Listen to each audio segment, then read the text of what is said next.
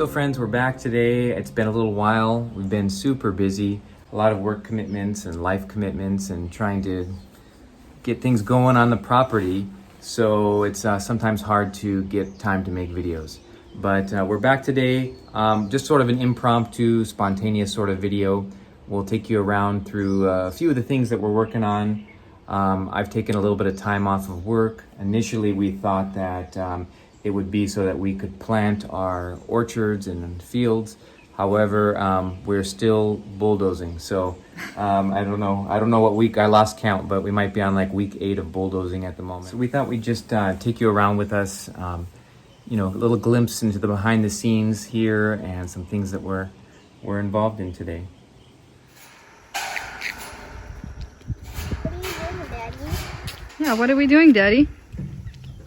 Well, I'm just getting some the surface rust off and getting ready to spot spray this with some galvanizing compound just to prevent further rust.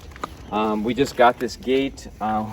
Like with many things right now with COVID, we're having to wait several weeks for just about anything to come in stock.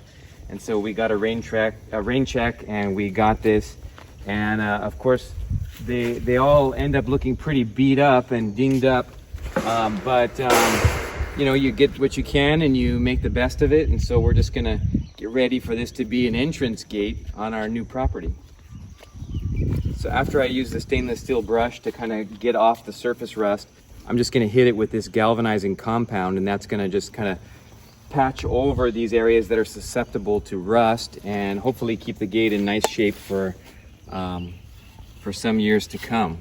But with our property, it's real important to get the gate with the mesh because our big thing is we got to keep the wild pigs out. Okay, then are you ready to help Daddy? Mm-hmm.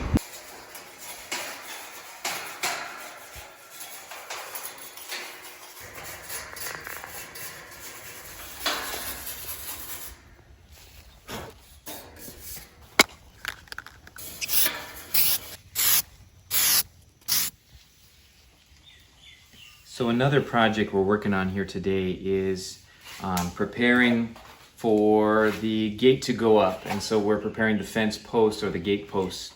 We're essentially trying to protect them from rust. There's a tendency here in Hawaii, even though these are galvanized steel, for them to rust at the point where concrete ends and the pipe begins. So we've prepped these pipes with an acid bath of vinegar to etch the steel, the galvanized surface. And then we've used a special primer made for galvanized surfaces, and now we're following up with some enamel paint.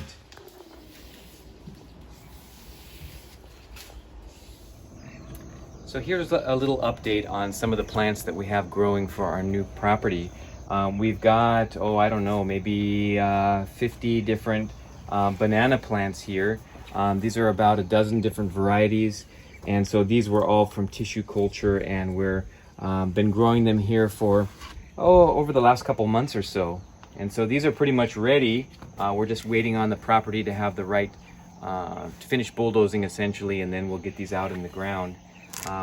But these are exciting for so many reasons. One of them is that they not only provide fresh bananas for the family, but you can do so many things with, like, let's say, cooking the green bananas, using bananas as a vegetable, cooking portions of the actual banana plant as a vegetable. And so this is going to be a great source of food for the family. And we've got so many different kinds of bananas here that, you know, it's nothing like just eating a store-bought banana. This is something quite special. So here we've got a few of our larger Moringa trees. And so we've got about 40 of these to go out. But you can see these here, and these are just amazing, like, nutrition powerhouse. And so we're really looking forward to eating from these, and we're actually already eating from these.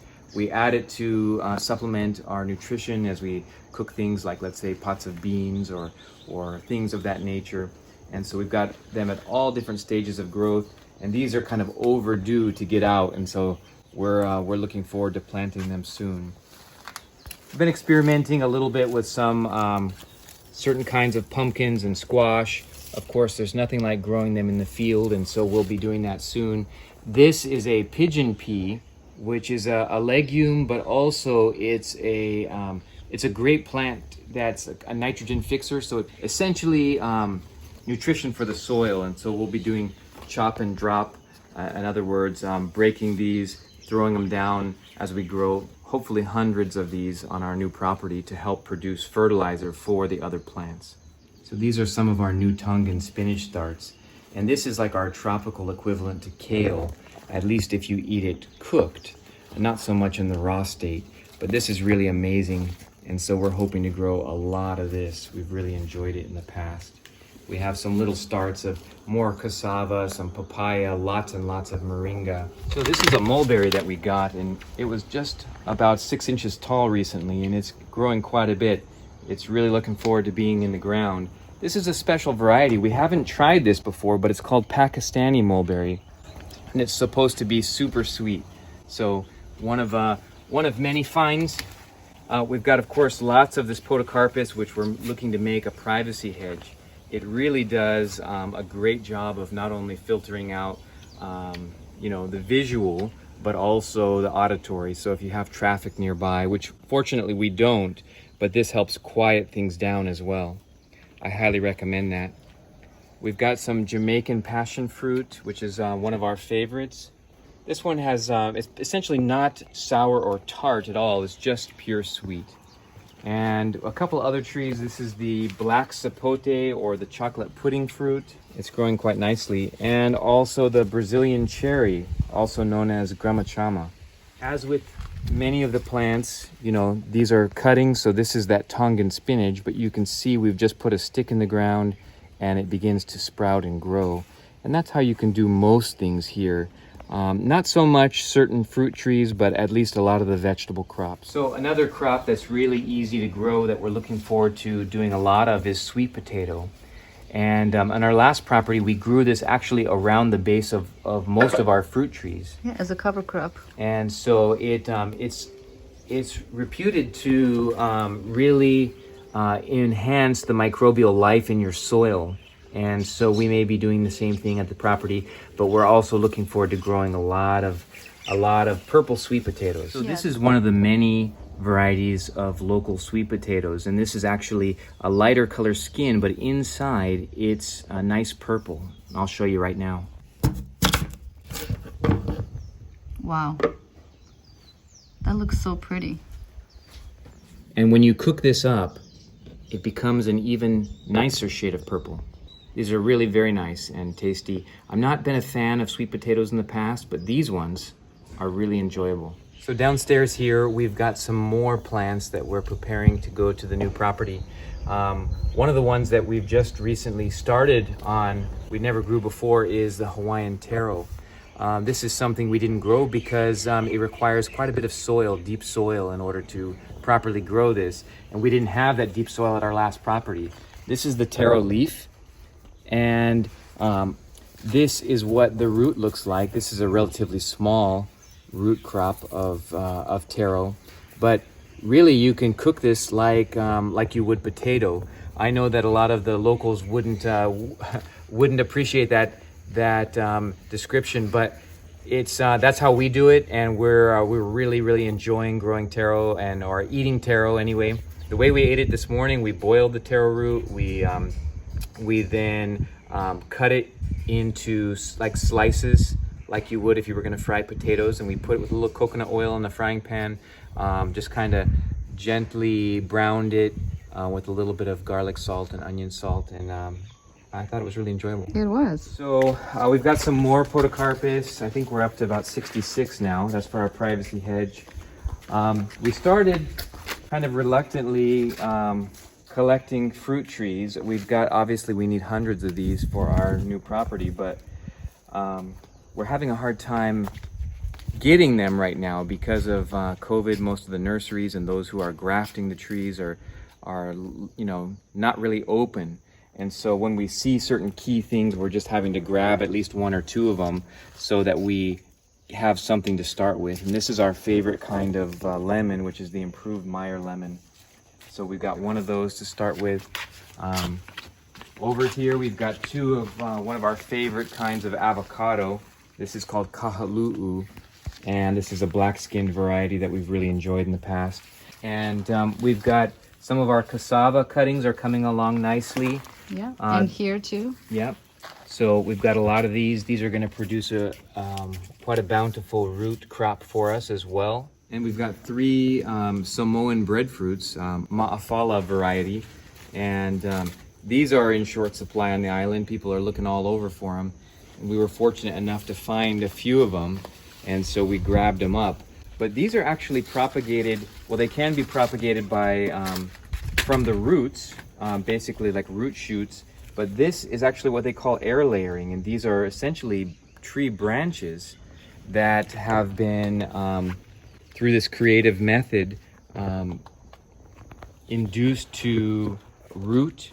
And so these are really large fruit tree branches, but they're already ready to bear. Of course, the goal is sustainability. The goal is to provide food for the family. And so no Hawaiian homestead would be complete without a significant amount of breadfruit. That's right. So some of you may remember from a previous video about the ease of growing many things from cuttings here in Hawaii. These are tea leaf. This is ornamental primarily. But you can see here now, a couple months in, we have a lot of growth on these sticks. And these are actually ready to plant out on our new property.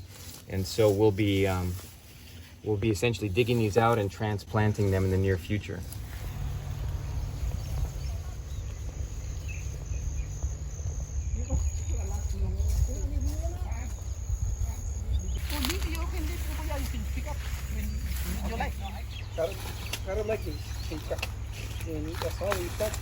Like that. Yeah. You like the small one? You like the small one? It's good too, you know. Whatever you think is fine. I just want to try grow some. Wow, look what we've got, guys. So we're here in the taro field, and we got a larger specimen than what we showed you before. And so this is a real nice one. We're gonna get some starts from a friend here. Yeah, this is our neighbor actually who's growing all that taro. So we're looking forward to getting more food for the garden. Here he comes. So we got about 21 different starts here, and I'm gonna come back at another time. He's invited me to come harvest some more. Nice. But that looks that's good. Gonna be great. All right. I'm excited for that. I also hear our bulldozer working, so that's good news. Yeah, that should be a good sign. good sign. I'll have to come back in a little bit and see what we find him up to. Okay, let's go to the fruit market.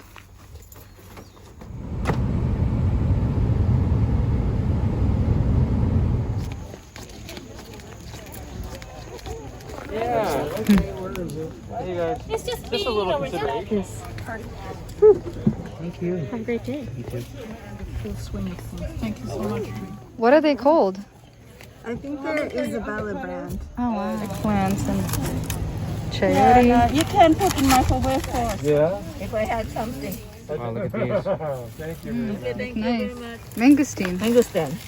Yeah. and dried jackfruit. Dried, Wow, that looks good. jackfruit and dried pineapple. Pineapple, wow. And then dried banana.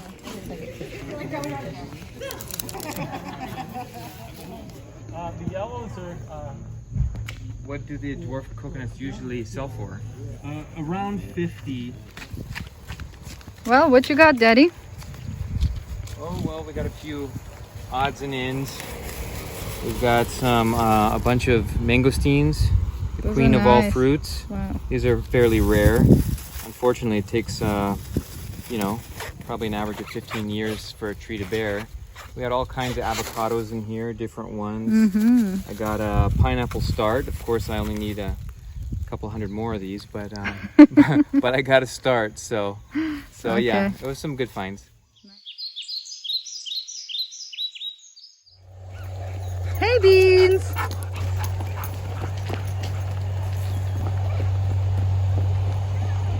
Hi guys, it's been a little while. We're just here on the property.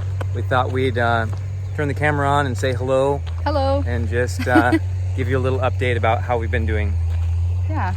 So, as you can hear and maybe see, we have a bulldozer still on the land. We're still bulldozing. And what else we've been up to? Well, work's been pretty intense, and that sort of makes it challenging. Being here on the property side every day to sort of supervise what's going on, trying to make some major decisions, you know, on so many different things regarding development of property. Yeah. The kids, you know, got started with homeschooling for a new year, and so That's keeping us pretty busy. yeah. We mentioned in previous videos how it was important for us to find some storage.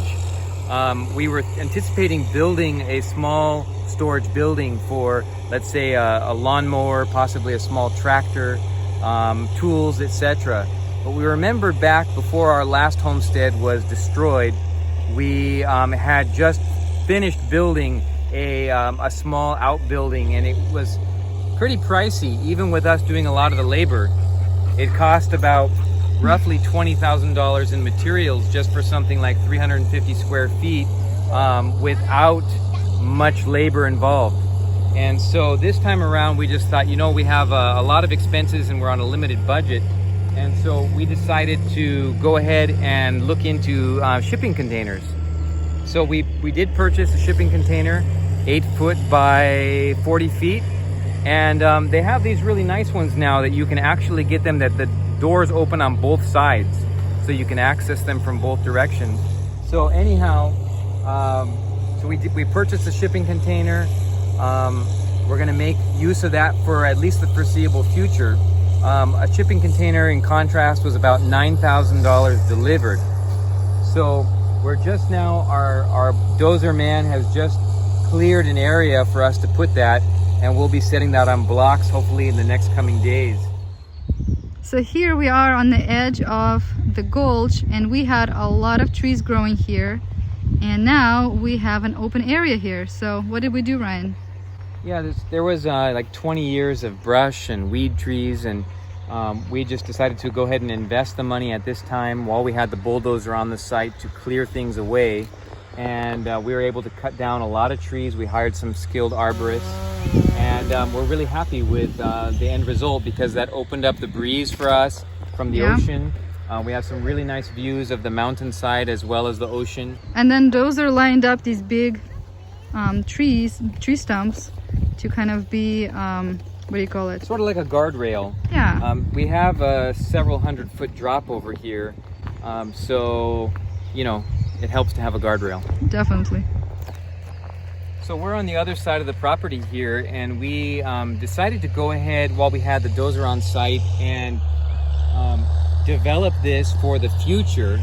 And we were thinking that it's possible that we would like a place, another home site on the property where it could be for you know, our retired parents, it could be for our children in the future, etc.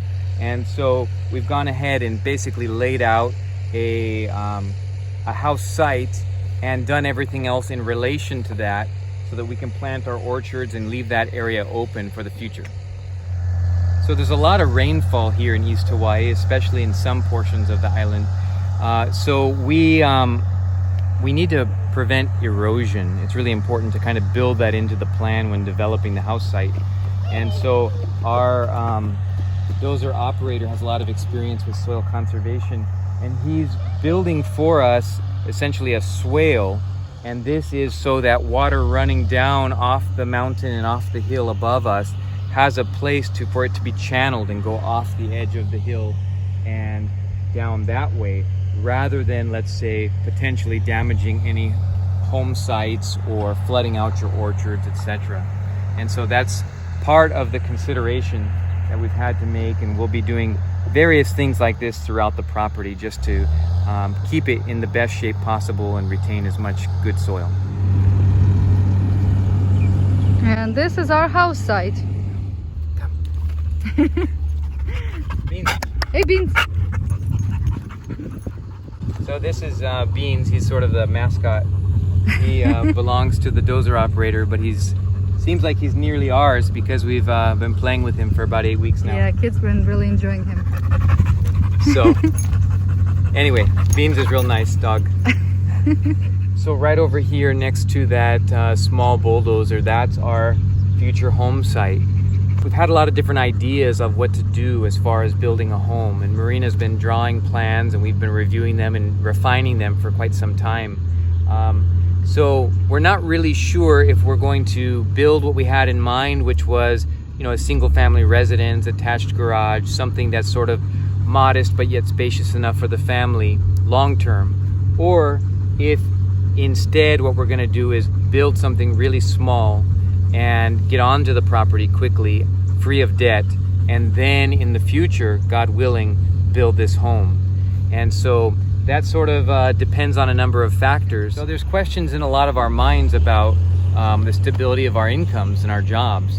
And so we'd like to, as much as possible, develop this place in a way that we can be free of debt, and so that we can sort of be flexible regardless of what happens should I lose my employment, etc., etc.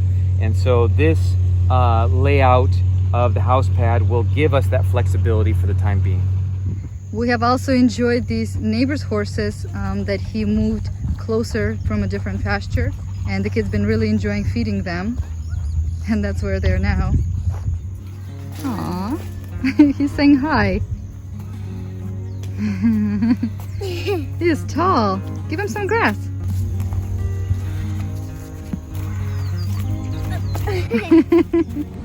Well friends, we hope you enjoyed this video and a little glimpse into our country life here.